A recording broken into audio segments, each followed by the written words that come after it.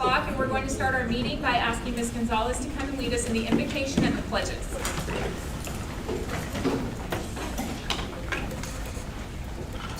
Would you please bow your head?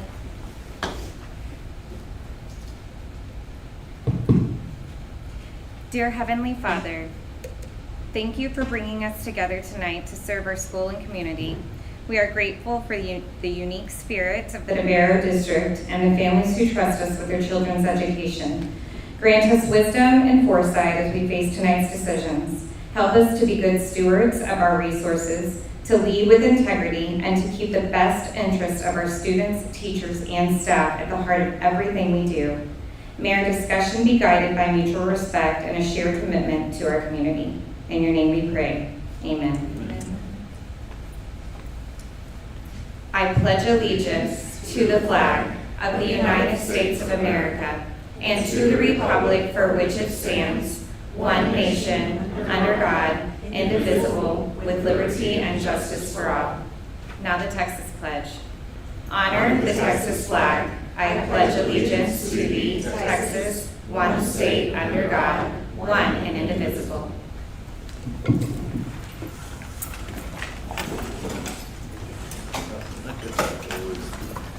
Okay, at this time, we'll establish our quorum. Those present are Becky Stevenson, Clint Scheib, myself, Melissa Sartain, Dan Reinhardt, and Joel Frederick. Those absent, Donna Gilliam and Dr. Gosh. Announcement that this meeting has been duly called and that notice of this meeting has been posted in accordance with the Texas Open Meeting Act, Section 551.043 of the Texas Government Code. At this time, do we have any public participation? We do not.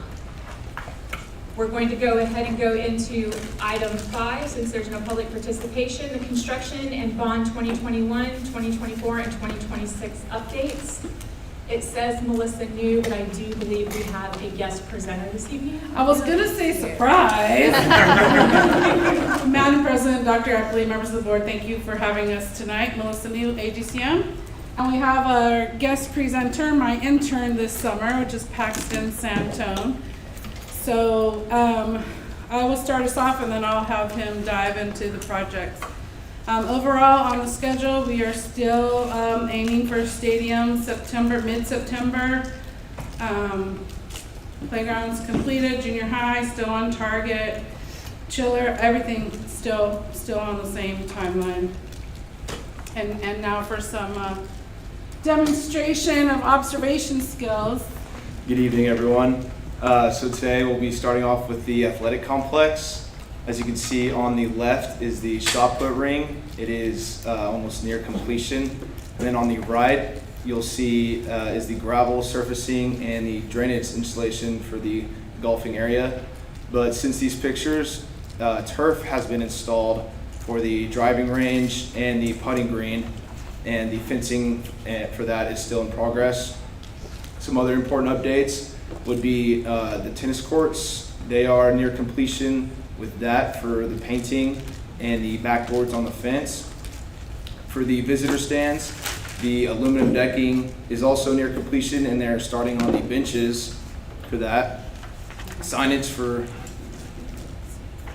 Oh, sorry, you're right, keep going. Whatever you want to say about athletics, sorry. Signage for the home side field house and the visitor amenities is up. And half of the press box for the home side was installed two or 3 weeks ago. So that's very exciting. And next we're gonna go into the junior high refresh. Both of these pictures show the 400 wing. On the left you can see the ceiling grid and the floor has been installed. And on the right is the bathroom. The tile for the walls and the floors have also been installed. But last week they started installing the ceiling tile and they started waxing the rooms and the floors. So the 400 wing is near completion. Next is the Navarro, the 500 wing. The sheetrock has been installed for the 500 wing, as well as the ceiling grid. And they're also priming the majority of the walls as well. The staff bathroom, which is exciting because 500 building didn't have a staff bathroom, is also near completion. I believe they're still waiting on some accessories for that bathroom. For the main building, the base for the monument has been poured, as well as the electrical for the monument lighting has been installed. Majority of the display cases are complete. The one in the rotunda, the glass is up, the boards are up, but the art wing is still near completion. They still need to put up glass for those. And then the art murals from the old junior high are hanging around in the main building. Now the Navarro Elementary. On the left is Area D, which is the South Side Classroom Wing. That is level 2. It has been poured, I want to say 3 weeks ago, maybe a little more. And on the right side, you can see is Area A, which is the gym. CMU is starting to get installed for that. But since these pictures, Area A, the gym, the CMU is moving very rapidly. It's twice as tall as that. So hopefully they'll be finishing up with that real soon. And for Area D, which is the South Side Classroom Wing, on level 1, they have started the exterior framing as well as the HVAC ductwork. And for the aerial view, if you can see that in the top left corner, that is the bus loop for the July picture. They poured roughly half, if not a little below half of that. We've had some rain issues past couple of weeks, but we're finding time to find windows for all of that. As you can see in the June picture in the bottom right, that is the gym, which is Area A. We finally found a window to pour that, which is really good. And then on the left side of the school, you can see that the steel is going up extremely fast, which is amazing. They've been working really hard out there, putting everything up as quick as they can. And in the middle, which is Area C, which is the library and the admin, it doesn't show it up there, but on the site it is steel erection is happening, as well as the joists. And I will now pass it on to Melissa for the elementary. So I've been keeping Paxton busy on athletics, junior high, and the refresh project, supporting our team there. As far as annex completion, the middle picture is the future multi-purpose room, which now has sheetrock up on the walls, much more ductwork. To the left is a corridor, and to the right is a sampling of a classroom. So today, classrooms are painted. They're starting on waxing floors. We're meeting with Meteor tomorrow to come up with a game plan. Furniture starts next week. Rubber base, so we are on target to open up for first day of school with some additional classrooms for Mrs. Gonzalez and her team. 11 additional classrooms to be exact. So tonight I'm also bringing to you some of the 2026 bond updates. I just try to hit milestone dates of items that you'll see come in forthcoming board meetings. So again, this is just a draft, but and this month on your consent agenda, you do have recommended rankings for civil engineers for a secured parking area. Then you can see the future items there. As far as facility reinvestment, roof and HVAC, we just received those RFQs this past Wednesday, so we're working on reviewing those. That'll be on your consent agenda next month. But what you should know about that is we got 8 submissions, so we're having good turnout, and it's good for us.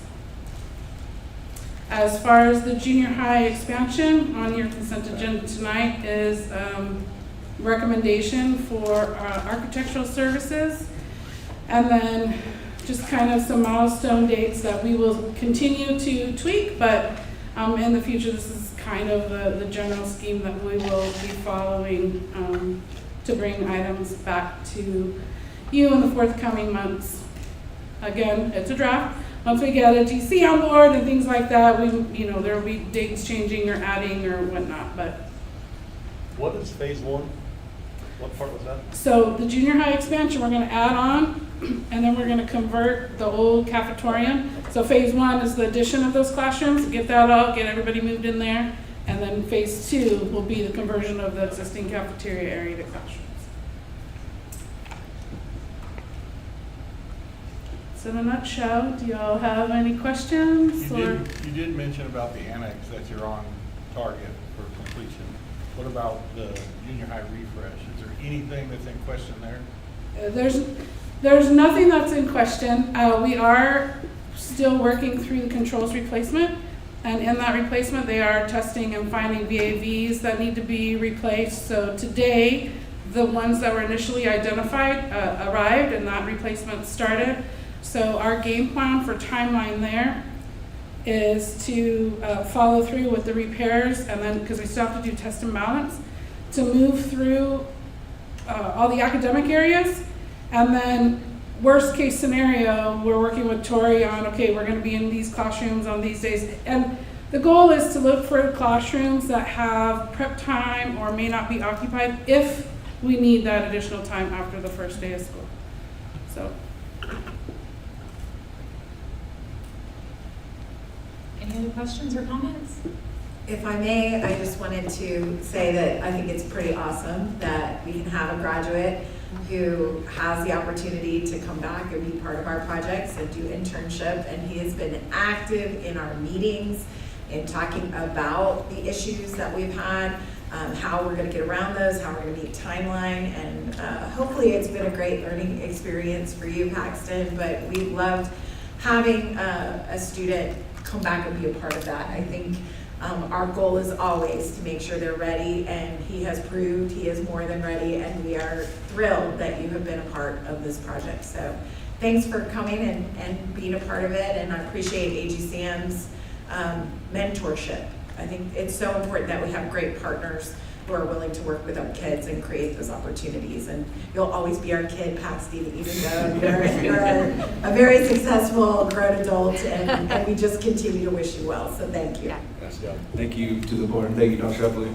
Great job. Thank you. Great job. Okay, we're going to move into item 6, 6A, transportation funding from SB 195. Good evening, school board members, Dr. Epley, Madam President. So what this is just information regarding a process we already have in place. We have a policy in our board policy, CNA Legal, that meets the requirements of Senate Bill 195.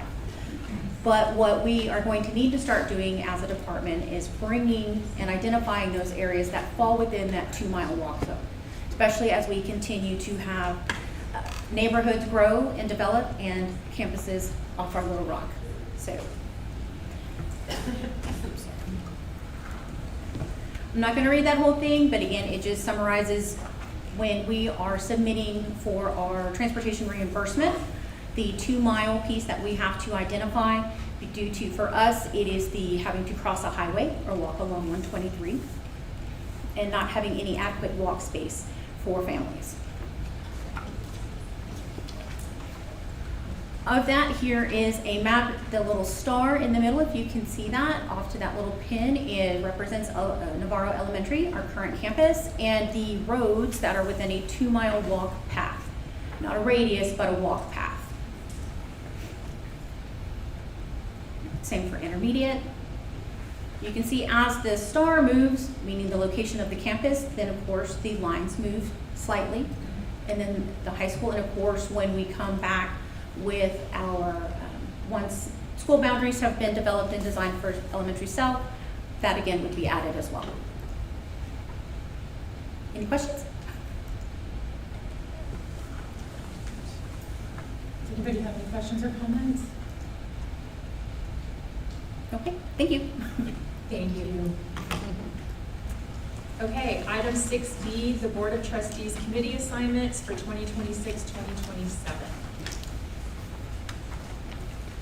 Did anyone already look it over and have any?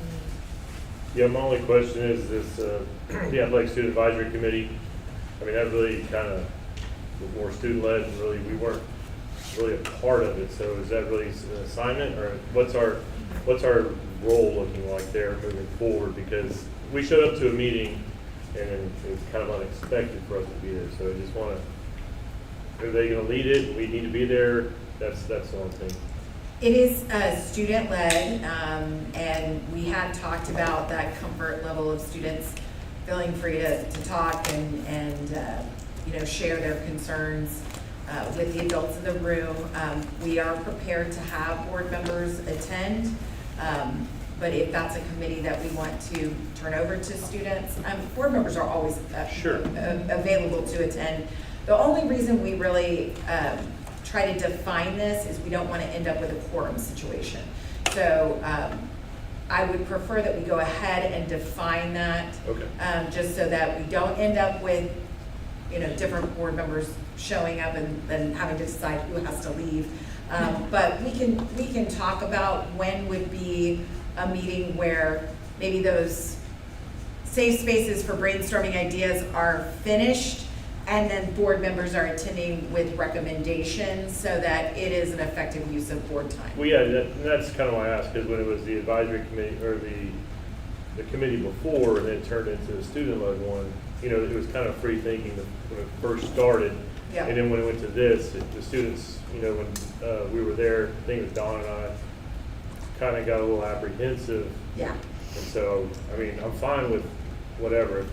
I like the idea of having a one-time recap, maybe. Right. Yeah.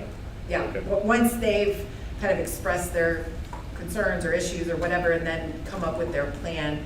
Similarly, it's when we bring to the board the student advisory, you're not there in that initial, let's throw out all of our concerns before we kind of sort it all out and then bring it. So I can definitely take that to Coach Hill. As you guys know, we have 27 coaches who are at coaching school this week.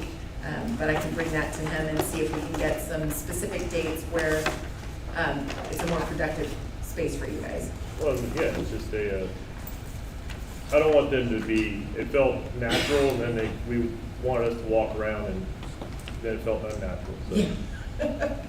Well, and I like that committee kind of gravitated toward being Yeah. student-led. Mhm.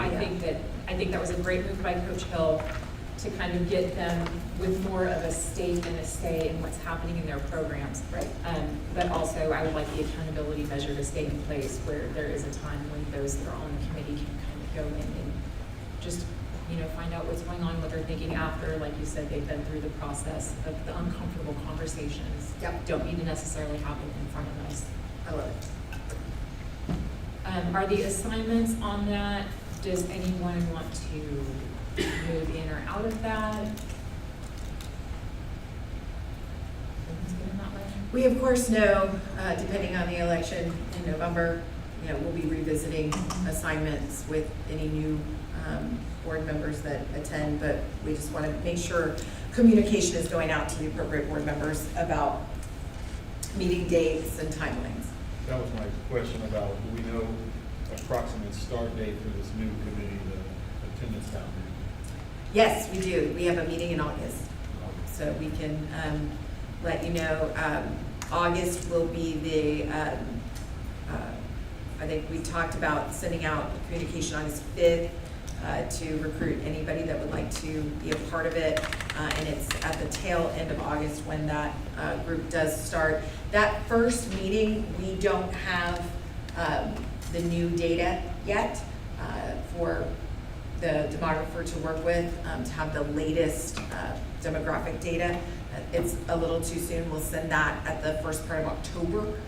So that first meeting is going to talk about procedure and process of how we get to a recommendation to bring to the board about the attendance boundary, because we know this is the first time we've ever done this in this district. So we want to make sure that that's transparent, everybody understands the process, and then following Zonda receiving the latest demographic information from our enrollment at the beginning of the year, they'll come back with all of the new neighborhood mapping, all of the attendance mapping as far as who is in our district, where they are living currently, and we'll be able to go through that process and then bring to you before the end of the first semester a recommendation.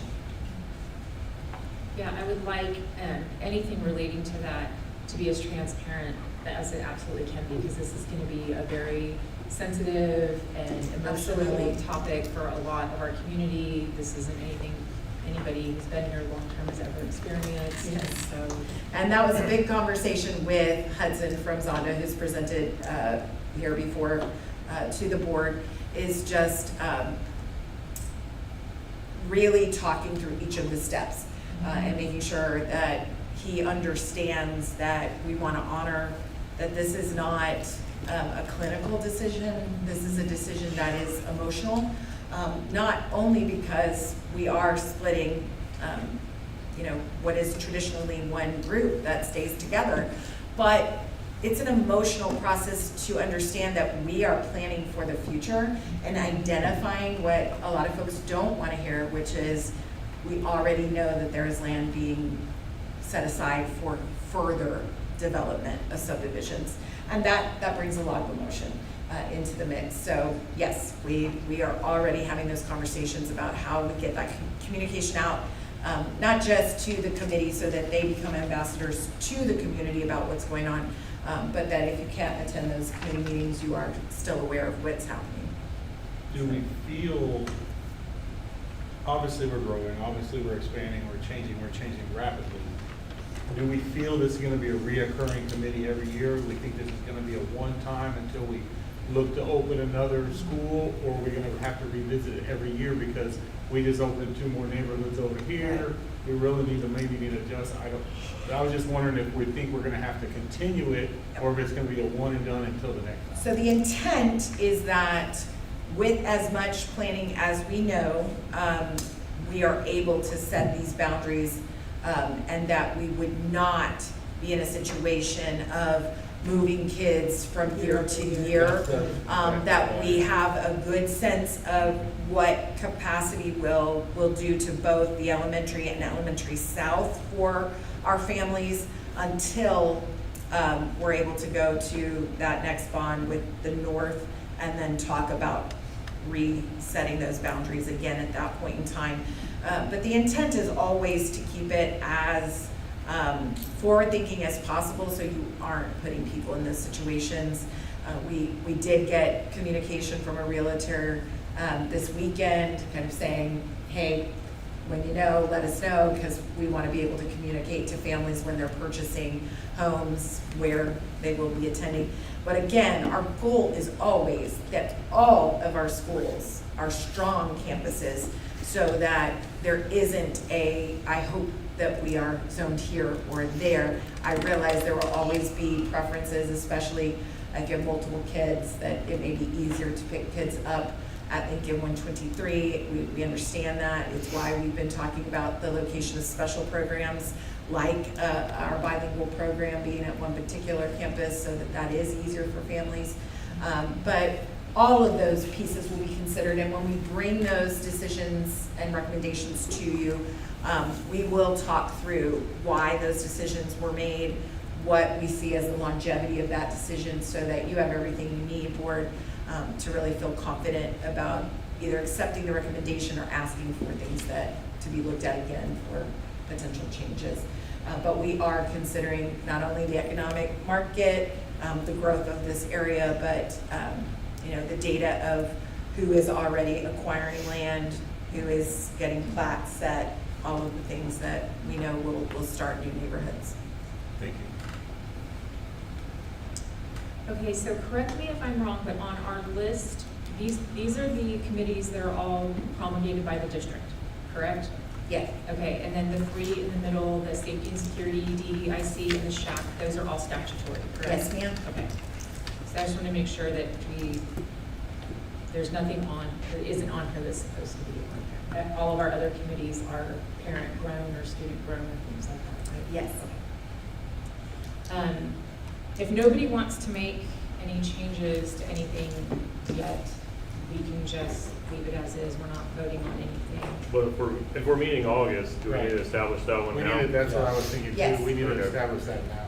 We do need to establish what Who wants members to be will be on on that? that. And it looks like I only have 2 compared to some people's 4, so that's fine. You want to be on that one? I was You've been thinking- on the Want to long and range need to. plan, so I think it would be It's the long appropriate. range and that makes sense. Yeah, I'd do that too, I mean, okay. since I'm kind of on the same thing. That would be, that. And so that'd be the 3 of you? Right. Okay. Wonderful. They can all get mad at us for both of them. Yeah. Or love us for both of them. Hey, our hope is that it will be a transparent process, that people will, when you look at this, you're looking at natural boundaries, you're looking at roads, And with the exception, in my history of this process, with the exception of sometimes, and that's why we do ask for people to speak up and be vocal. I'm thinking of a particular campus off of 46 that Comal ISD had, where it was clear through natural boundaries where it would be. What we didn't know that was there was a particular farmer who was allowing kids to cut from the back of his land across his land. And so in just following the natural roads, it didn't make sense that those kids would ever go to that campus. But when you understood that it was a 2-minute walk through his pasture that made it much easier for them to go to that school, and he was willing to commit to that, we were able to make that arrangement.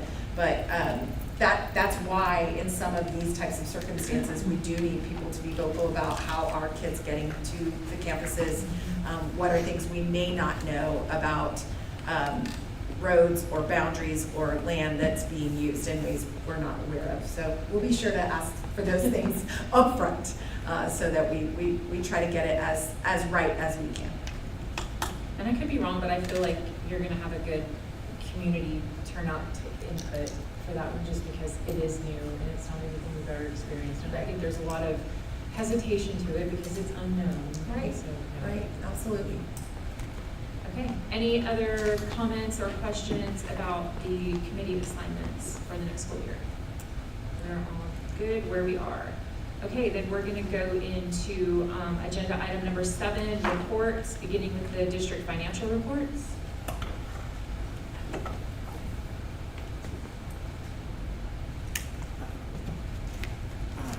Good evening, but on our financial reports, just we continue to look good for this year, that we will end that with that surplus that I'm projecting, and largely due to what we collected from prior years from our relationship with Hope Consulting. So that's put us in very good shape for this current year. Any questions on anything that's in those reports? Questions on reports? If there aren't any questions on reports, then I'll let you go ahead and go into 7B, the budget update for 26-27 school year. And that's why I brought this with me.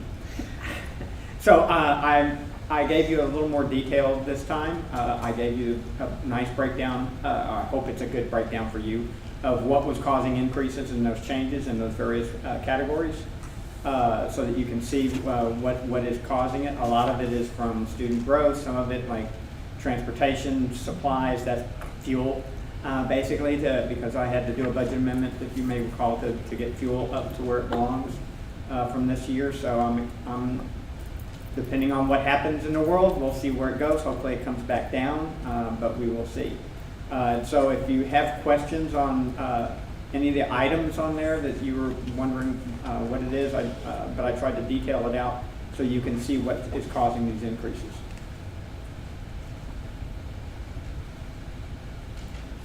And a great deal of it is out of my control, between utilities and insurance and other things, but we try to control as much as we can. Yes, sir. The only question I had was on the, thank you for the detail, by the way. I know That's fine. That's what, y'all needed to see it. is on the capital, the credit, actually, on Yeah. the capital side. I saw the $250,000 credit. Is that That's what we had budgeted last year for the. since it's been spent, that's for That- that field, not for this Yes, field? and that's for Okay. that field, and Okay. since that was spent, that can come off, but we're putting it on there, we're having to move portables Yes. and things, so that's why I put 150,000 back on. I just want to make sure it's that field. Yes, It it's looked that- like it, but that's what I wanted. Absolutely that field, although I also noticed I had them in the wrong column, so I need to fix that the next time before I bring it back. Yeah. But it all works out, it adds up. It adds up. It yes. adds up. I knew what you meant. Mhm. Any other questions? The appraisal district increase, is Yeah. that because of their building? That way- Yes, that's partly, it's also because we keep inching up to being a higher percentage too, because of everybody else is is coming down a little bit, and we keep inching up in terms of property values and the number of parcels that they have to work with. So we keep inching up in terms of our percentage as well. So it's a combination of those two. Gotcha.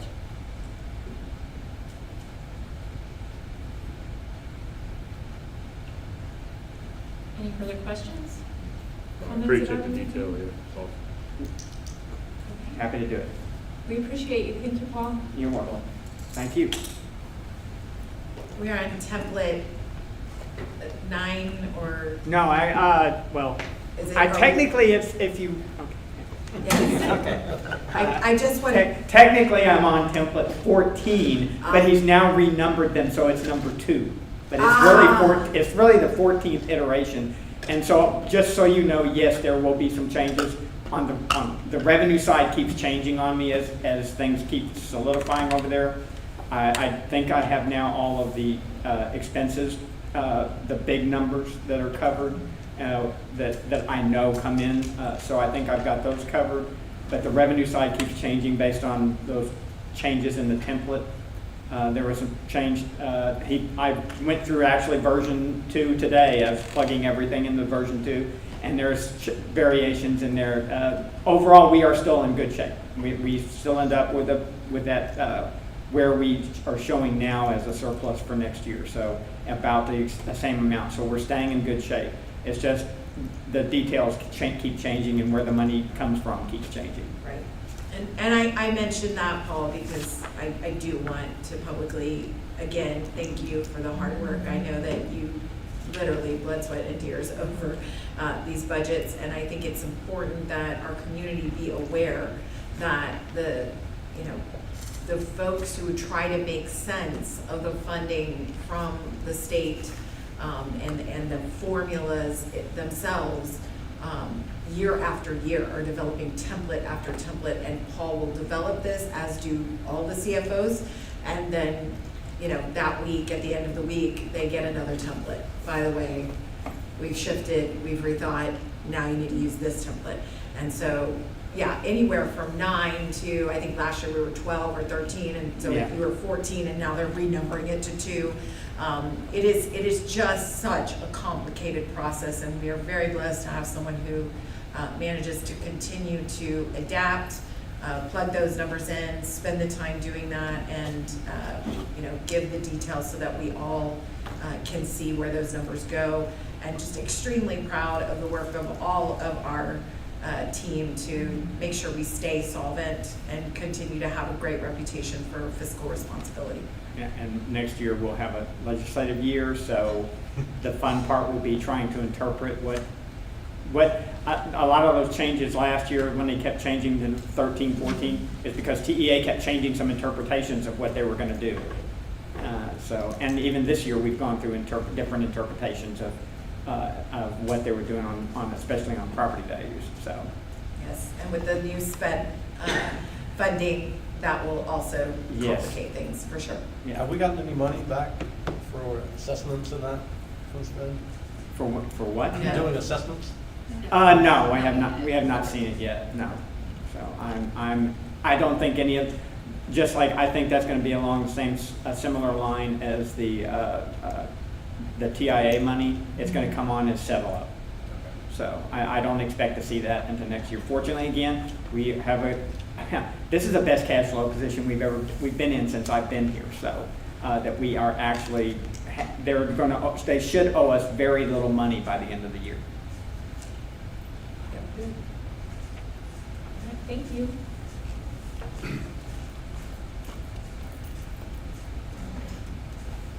So we are done with reports and going into consent. Before I call for a motion on the consent agenda, is there any discussion about any of the items? Okay, if there's no discussion on the consent agenda, then I'll call for a motion. I make a motion to approve the consent agenda as posted. Second. All right, a motion to accept the consent agenda as posted has been given by Clint and second by Dan. All those in favor? The consent agenda is going to pass in favor of Becky Stevenson, Clint Scheid, Melissa Sartain, Dan Reinhardt, and Joel Frederick. Sorry, as I scroll to the bottom of this. And then with that, we are going to go into closed session pursuant to Texas Government Code Section 551074 to discuss the employment and resignation of professional personnel to include teachers and other professionals. Section 551.071 of the Texas Government Code, consultation with legal counsel regarding legal issues related to a prevailing wage rate adoption for the district construction projects. 551072, to deliberate the purchase, exchange, lease, or value of real property. Any related action will be taken in open session. The time is 6:35, and we are going in recess.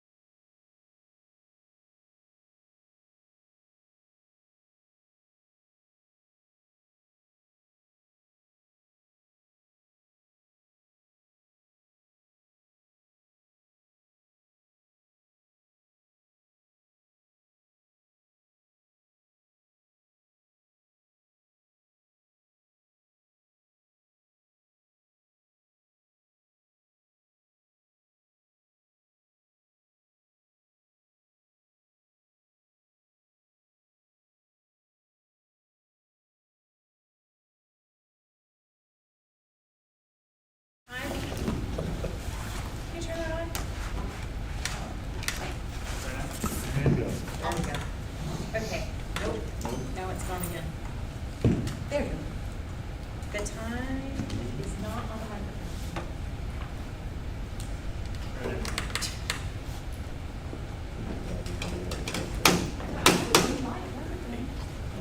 Still work. No.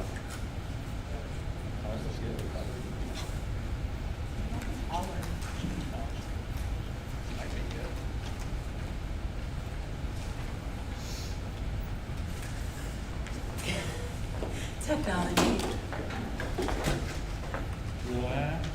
I was on the Zoom with my boss this morning, and it was freezing, and she was like mid-sentence, and it was like, and I was like, I should take a picture every time her face freezes and then send her a collage. That's hilarious. I think Preston would say you can just say it if you want. Yeah. Preston would say you're loud enough. Definitely louder. There you go.